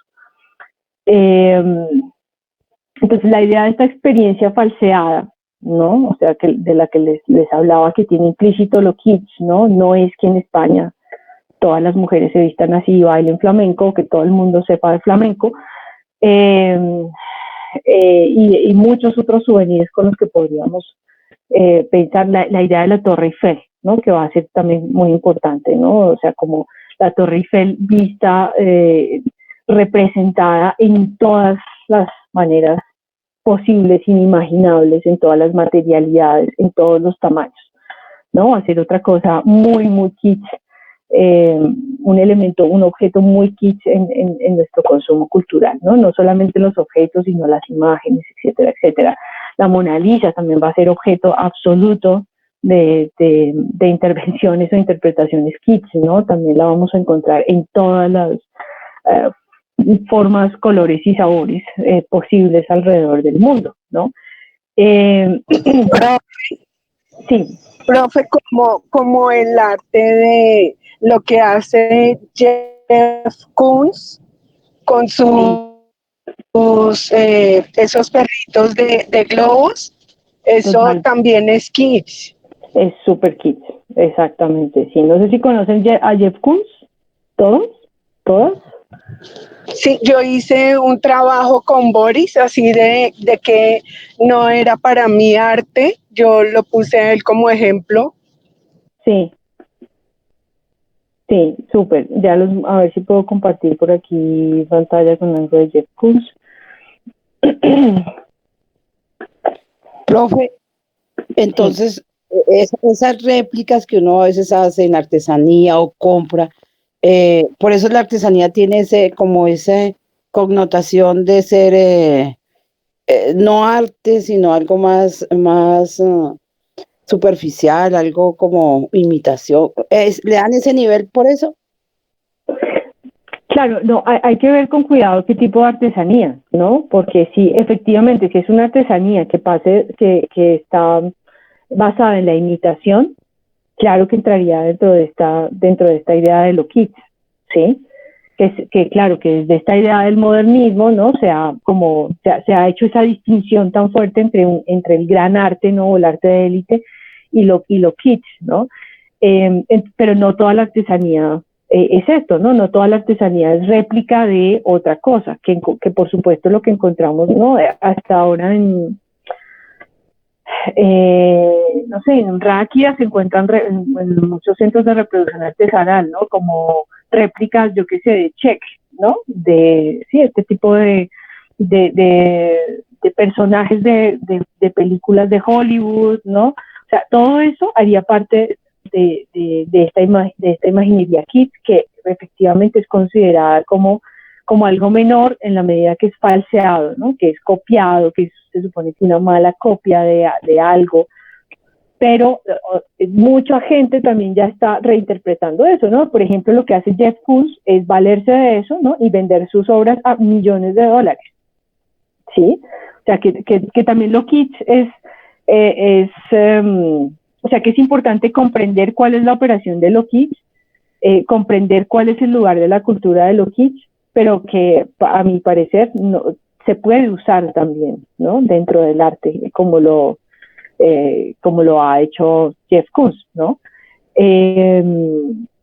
Pero claramente, sí, o sea que eso tiene ese estereotipo detrás de que si es algo que es una copia, pues es algo de mal gusto, ¿no? Pero no toda la artesanía, sabemos, ¿no? La artesanía que está más vinculada a prácticas ancestrales, etcétera, pues tiene otra valoración que para nada está dentro de lo kitsch, ¿no? Aquí solamente es la referencia cuando es copia de un asunto más popular y más masivo, ¿no? Estaríamos hablando de lo kitsch. En este caso de Jeff Koons, pues de los globos estos que todos tuvimos, ¿no? De niños o que son muy baratos, que se encuentran por toda parte, y de repente apropiárselos y hacer estas esculturas gigantes de algo que parece globo y no lo es, ¿no? Y hacerlos a una escala gigante, ¿no? Pero que se sigue considerando como algo súper de mal gusto, ¿no? Para mucha gente, pero pues que él logró posicionarlo dentro del mercado como piezas absolutamente costosas. Por ejemplo, profe, ver la réplica de la balsa Muisca, que entonces uno dice, pues es tan bonita, pero es réplica. Sí, lo mismo pasa, por ejemplo, con todo lo de Egipto, ¿no? O sea, ¿cuál es el problema de eso? Digamos, que como se vuelve un objeto de consumo popular, ¿no? De consumo masivo, más que popular es la palabra, de consumo masivo. Mira, aquí estaba buscando esta imagen de Michael Jackson y el monito, por ejemplo, o esta de Popeye. Perdón, me desconcentré. La balsa. El problema con eso, digamos, a nivel conceptual, ¿no? Es que, y simbólico, es que cuando se vuelve masivo, ¿no? Por ejemplo, la Torre Eiffel, volvamos al ejemplo de la Torre Eiffel. Cuando se vuelve masivo, simplemente se vuelve un símbolo, ¿no? Que tienes en yo qué sé, en el escritorio, en una camiseta, en algún lugar, pero que no necesariamente tiene una conexión emocional contigo, ¿no? Y que no necesariamente tiene una conexión histórica con ese objeto, ¿sí? O sea, yo voy y compro una estatuilla de la Torre Eiffel a 3.000 pesos. Sepa que estas son nuestras tradiciones, ¿no? Que este es el objetivo cuando uno construye este tipo de objetos representativos, genera todo lo contrario, ¿no? Cuando se vuelven masivos y populares, y es un vaciamiento. Sí, entonces sí, puede que mucha gente se entere, claro, allá bailan joropo, ¿no? Pero no se sabe nada más, ¿no? No se sabe la historia, no se sabe realmente, nadie sabe nada de la música, nadie sabe nada del baile, solamente se genera un estereotipo sobre una región completamente vaciado de sentido. ¿no? Sí, exacto. Completamente vaciado de la historia.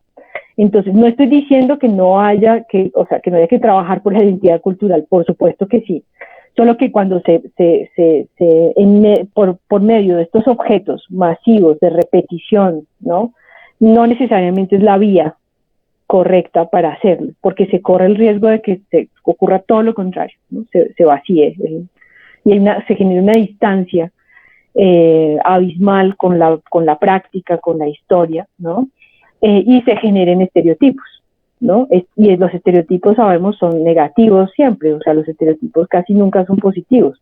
Los estereotipos me van a generar una proyección sobre el otro que no es real, ¿no? Que no es verídica, simplemente me va a dejar el resto para la imaginación y ya, ¿no? Ese es el problema digamos, del objeto kitsch como tal. Profe, Sí. ¿y parte de la obra de Andy Warhol se podría considerar como kitsch? Claro, sí, a ver, sí, también, por supuesto. O sea, creo que él juega con esas imágenes kitsch. él juega con esas imágenes kits. Luego, en la próxima sesión les puedo hablar un poquito de la imagen kits y la imagen pop, que es como lo que va a consolidar Warhol. Pero sí, claro, o sea, están muy vinculadas, tienen unas pequeñas diferencias, pero la próxima clase les hablo de ellas, ¿vale? Que vamos a hablar de arte pop. Ana Isabel, ¿ibas a hacer otro comentario? Sí. Sí, profe. ¿Y por qué entonces en la publicidad da la sensación que pasa lo contrario? Pasan unas imágenes que a veces son bien grotescas y digamos, sistemáticamente lo pasan, pero quedan fijas en la mente de la gente, porque eso pasa en la publicidad y sí pasa en estos elementos que son, como explicas, que son de consumo masivo. Si en la publicidad también hacen eso.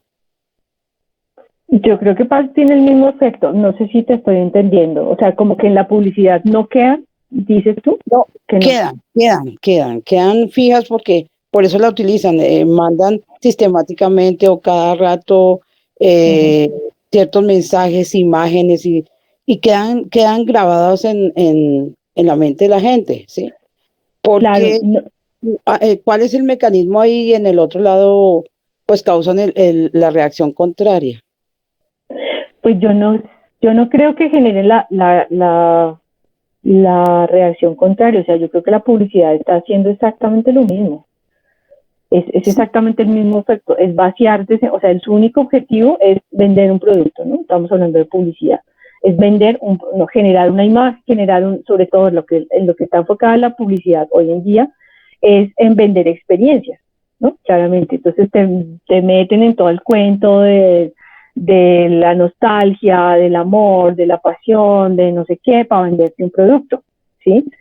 Y yo creo que ocurre exactamente lo mismo, que hay un vaciamiento de sentido, ¿no? Es decir, como que no te venden también estereotipos, o sea, para venderte esta experiencia, pues te la tienen que vender obligatoriamente como positiva, ¿no? Es una experiencia de placer, es una experiencia agradable, es una experiencia pasional, ¿no? Como efervescente, es una experiencia, sea lo que sea que te estén vendiendo, te venden una experiencia positiva, ¿no? Por tanto, está estereotipada. O sea, no puede ser, o sea, vivir en Colombia no es el maravilloso, ¿sí? Paraíso que la publicidad quiere hacer vender, ¿no? O sea, ¿qué es eso? Pero es también otra cosa. El problema no es, o sea, el problema no es que digan que todo es bonito y que vamos a tener experiencias lindas. Por supuesto que no, todos queremos tenerlas. El problema es que se nos vende solo eso, ¿no? O solo una cara, solo la cara positiva de las cosas y no, entonces por lo tanto está generando también estereotipos, ¿no?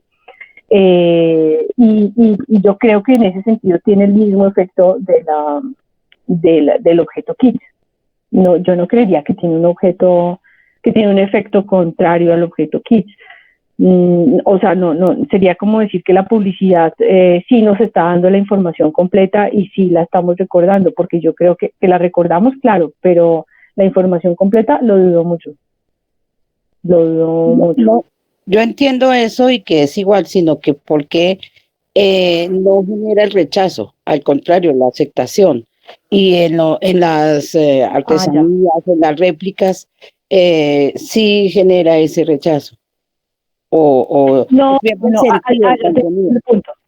Sí, no, este rechazo, te digo, es como desde el mundo del arte, ¿no? O sea, como estoy hablando llegamos al objeto kit por las posiciones de Greenberg y de Rosenberg, ¿no? O sea, desde ese mundo elitista del arte del buen gusto, ¿no? Norteamericano en este momento, pues es que se condena el objeto kit, ¿no?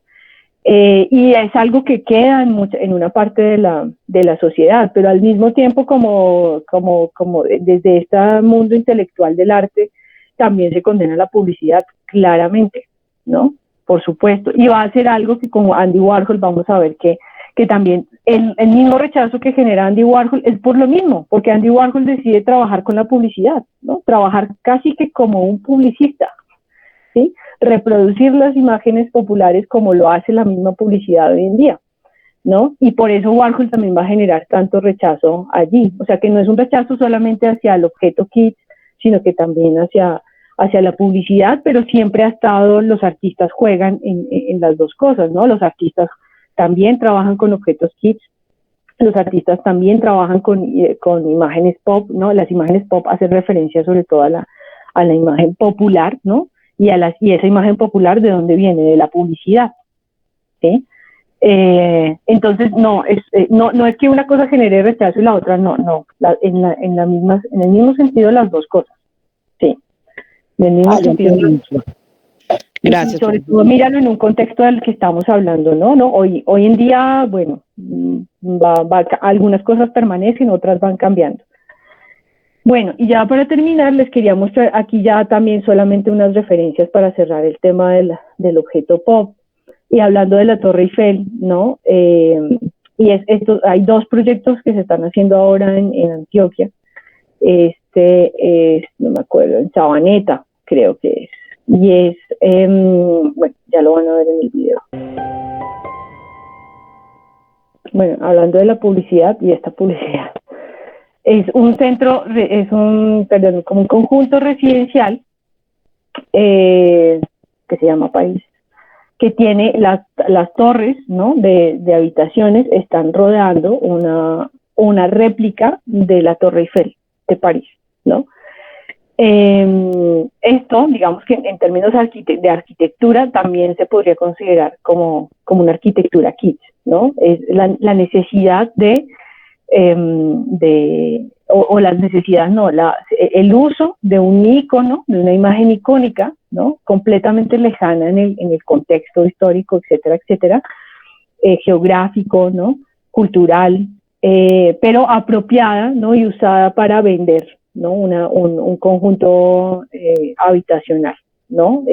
Completamente vaciada de sentido, de nuevo. O sea, como, ¿qué relación podría tener este conjunto residencial en Sabaneta con París? ¿Sí? Profe, y en ese sentido, ¿el Jaime Duque podría considerarse así? Exactamente, que ahí está en la imagen de la presentación, también el Taj Mahal, ¿no? Y por aquí está, ¿no? La réplica del Taj Mahal en el Jaime Duque, ¿sí? Es un poco en esa misma línea, ¿no? O sea, es un kit arquitectónico, ¿no? Donde replico como grandes estructuras arquitectónicas del mundo, pero adentro no encontramos. Pero, profe, no me parece que sea así. ¿Por qué? No, porque es un parque, es de recreación, es como para ir a ver otras cosas del mundo. Entonces es un parque de diversiones, me parece que es como bien. No, pero yo no estoy diciendo que esté bien y mal, solo estamos hablando yo no estoy diciendo que lo kitsch esté mal, ¿no? O sea, simplemente estamos hablando de cuál es como la consideración, desglosando como el asunto del significado, ¿no? Y las consideraciones que tienen este tipo de objetos. Yo aquí no estoy diciendo que esté bien y mal, ¿no? La referencia al souvenir, claro, estoy hablando de que hay un vaciamiento de sentido, claramente, sí, ahí sí.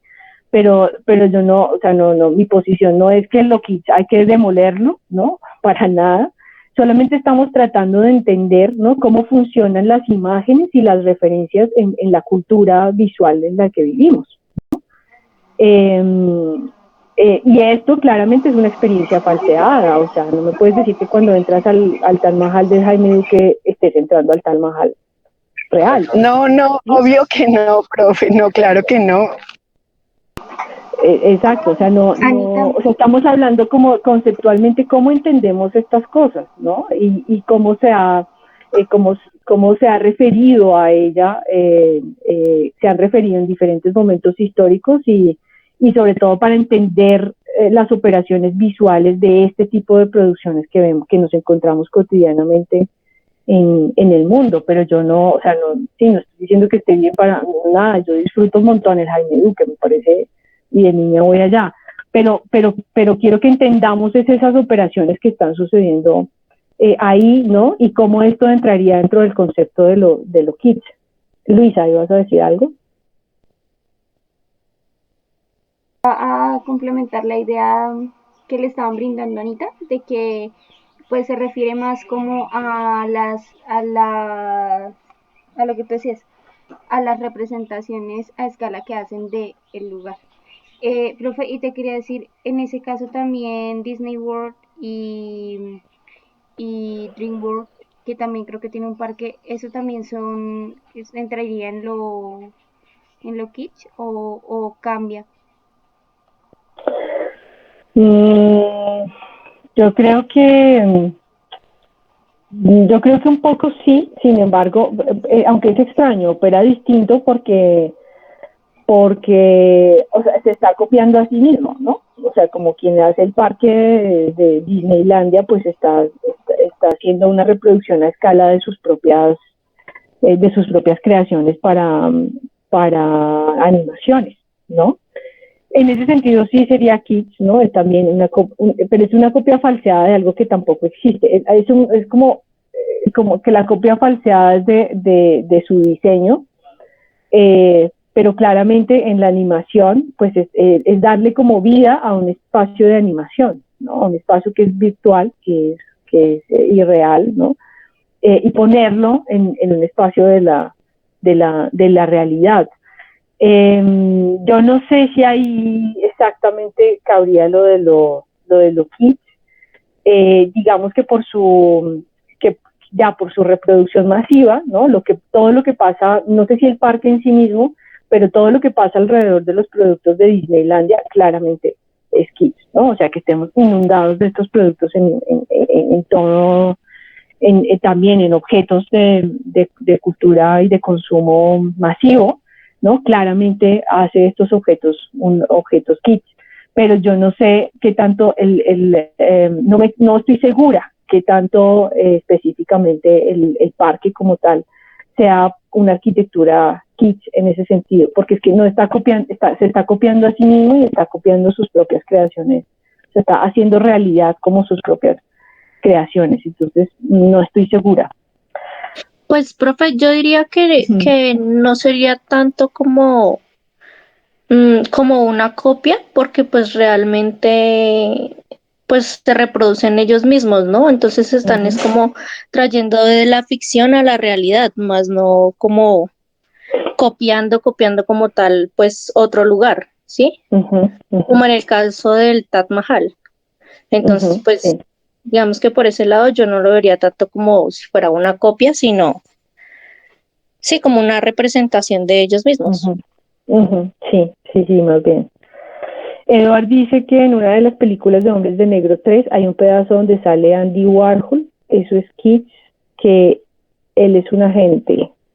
Yo no me he visto las películas de Hombres de Negro.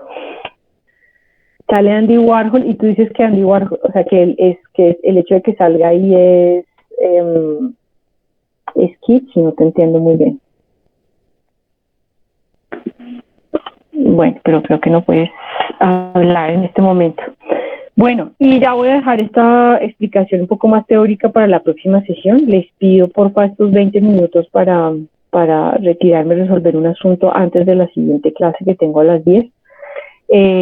La próxima clase arrancamos con esto. Y bueno, y si tienen más dudas o quieren seguir comentando sobre lo kitsch, pues que lo podamos seguir conversando en la próxima clase, aunque ya vamos a entrar más con el pop. ¿Listo? Mañana les envío la lectura para la próxima sesión, ¿vale? Listo. Vale, pues muchísimas gracias. Que lo ponen como Gracias, profe. Listo. No, a ustedes, con gusto. Gracias, profe. Feliz día. Vale. Gracias, buen día. Igualmente. Gracias. Chao. Gracias, profe.